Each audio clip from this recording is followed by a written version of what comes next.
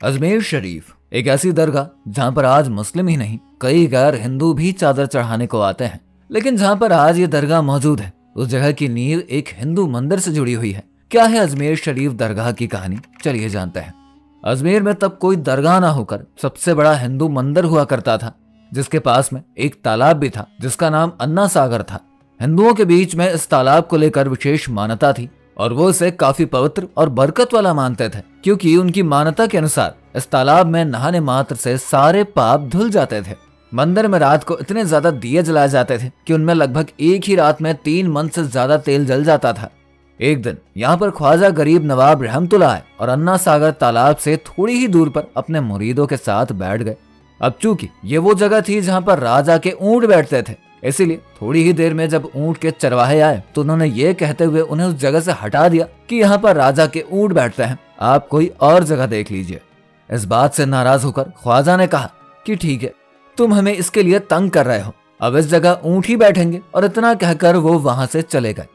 लेकिन अगली सुबह जब चरवाहे ऊंटों को उठाने लगे तो भी वो नहीं उठ पाए। ऐसे में इस बात की जानकारी तब के राजा पृथ्वीराज चौहान तक पहुंची। हालांकि लोग तब इस्लाम धर्म के बारे में कुछ नहीं जानते थे, इसलिए सबने ख्वाजा को कोई जादूगर समझा। तब राजा ने उनसे कहा कि आपने बेजुबान ऊंटों को क्यों बांध रखा है। तब ख्वाजा ने कहा कि ऊंट जिसके हुक्म से बैठे हैं उसके ही हुक्म से चलने लगेंगे। और ऐसा ही हुआ भी, ऊंट तुरंत उठकर चलने लगे। धीरे धीरे लोगों को इन गैर मुसाफिरों के बारे में जानने की उत्सुकता बढ़ने लगी और ख्वाजा और उनके मुरीद 5 वक्त की नमाज पढ़ते और अजान करते।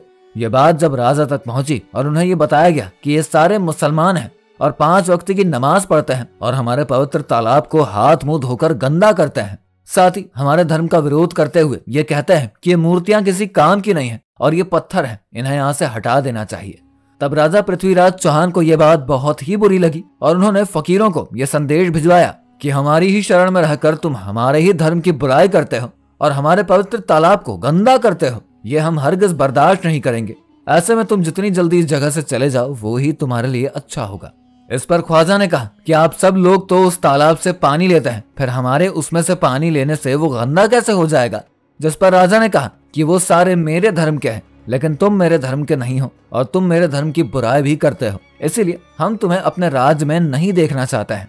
इस पर उन्होंने राजा से तालाब से सिर्फ एक प्याला पानी लेने का आग्रह किया, जिसे राजा ने इस शर्त पर मना कर दिया कि वो पानी ले सकते हैं, लेकिन शर्त यह है कि उनका शरीर पानी से छूना नहीं चाहिए।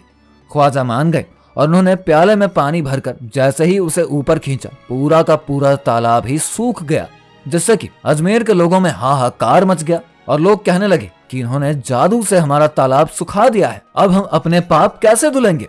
तब सब ने उनसे प्रार्थना करी कि आप हमारी गलती को माफ कर दीजिए, लेकिन हमें हमारा तालाब लौटा दीजिए। तब ख्वाजा ने जैसे ही उस प्याले को दोबारा उसमें डाला, तालाब में फिर से पानी आ गया।